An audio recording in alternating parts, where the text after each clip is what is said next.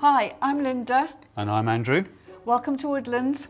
Come on in. Your house represents a 50% total of all the oak-framed certified passive houses. You've also created a bed and breakfast passive house. It's working very well and all the guests are really enjoying the experience. And it was 25 degrees Celsius outside, and the air coming out of the vents was 17 degrees Celsius.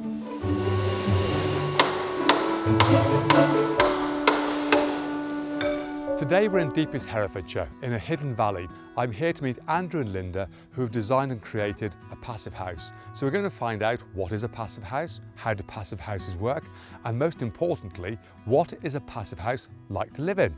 Join me. Hi Tim. Linda, how are you? Tim, hi. Andrew. Good to see you. Fantastic. So we have the Certified Passive House Trust plaque, and really today's conversation is going to be how you've achieved the granting of this. Now, I think we're now topping 1,000 passive house certified houses within the country, of which only 2 are oak framed, and so your house represents a 50% total of all the oak framed certified passive houses. So it'll be great to hear a story. Entering, I can see first thing is the windows or the doorway here, and the depth of the doorway with double seal, that's great to see, and triple glazing. So this sort of leaning in or leading into what a passive house is about. Not only have you designed and created a passive house, but you've also created a bed and breakfast passive house, which you are going to invite guests to stay and gain the whole experience and an understanding. It's working very well and all the guests are really enjoying the experience. We have a passive house. You have decided to design and build your passive home. But what was the decision that made you go that direction? I think initially it was the idea of having something that was highly energy efficient and would permanently keep our heating and energy bills down. But as we looked into it more, it's an extraordinarily comfortable internal environment. There's a constancy of temperature and you've got fresh air all the time. So this is one of your B&B rooms. It's Yes, looking this is the hair room. Both rooms have king-size beds. So here we've got an inlet duct constantly bringing fresh air into the room, and an equivalent in the bathroom, but it's an extractor constantly taking air out of the bathroom. It's almost like having a window open all the time, but without any draft, and it's completely inaudible. It's taking about 90% of the heat which would be going out and putting that into the air which is coming in, which is part of the reason for the constant temperature in the house. There's no question about not sleeping in the summer inside in this passive house, So or any passive house. We're almost like room in the roof here, aren't we? And it's yes. normally the roof that lets the heat into a house. So we're here in the engine room of a passive house, or the plant room. Absolutely. I was going to say this was the heart, but it'd be more accurate to call it this is the lungs of the passive house. Yes. This is the mechanical ventilation heat recovery system, Right. which takes air from the outside Yes.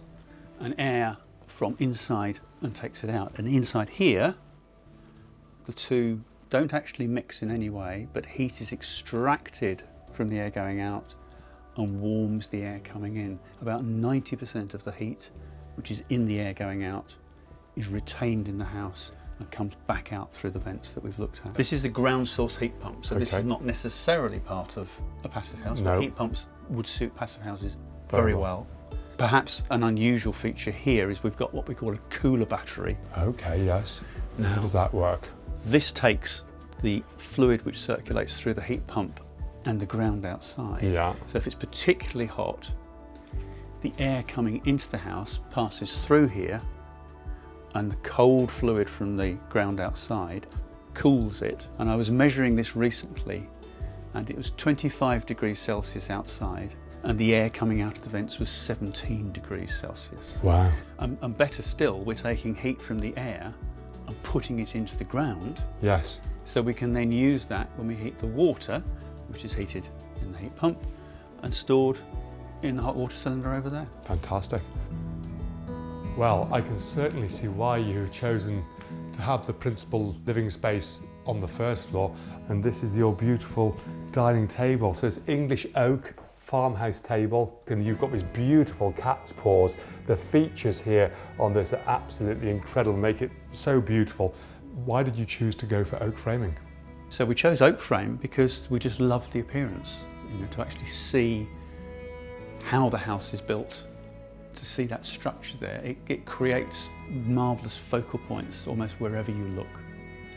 We chose Oakwrights because of all the companies we went to, not only were we really impressed with the product, but Oakwrights was the only company at that time that spoke about an encapsulation system which would complement the frame and introduced us to the idea of Passivhaus.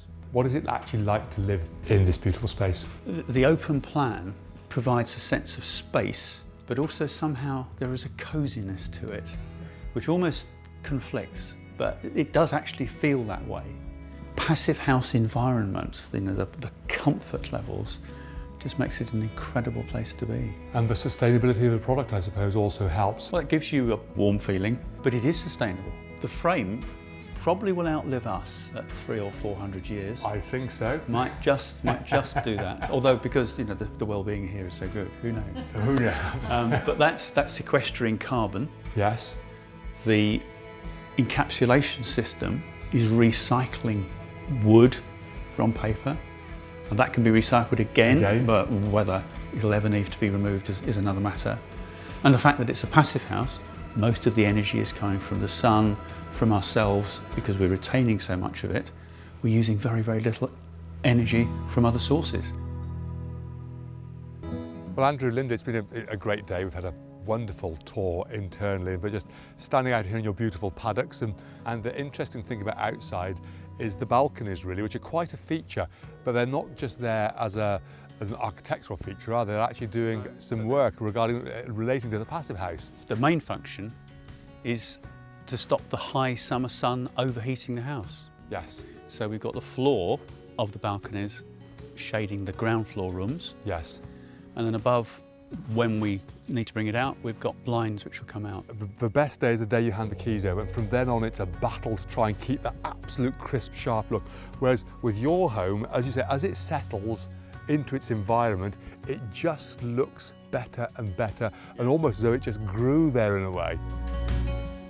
Finally, points for self-build overall, I would say, but also passive house. What would you think? So tenacity in finding the right plot. Don't go for the first one necessarily. Make sure it's right for you and for what you're planning. Great attention to detail in actually working with a company that understands passive house and is passionate about designing, and a builder who is passionate about building. And then you will get your perfect house. Andrew, Linda, thank you so much for the guided tour. It's been absolutely fantastic. I hope you have many happy years here in your hidden Herefordshire Valley. Thank you very much. Thanks for making it possible.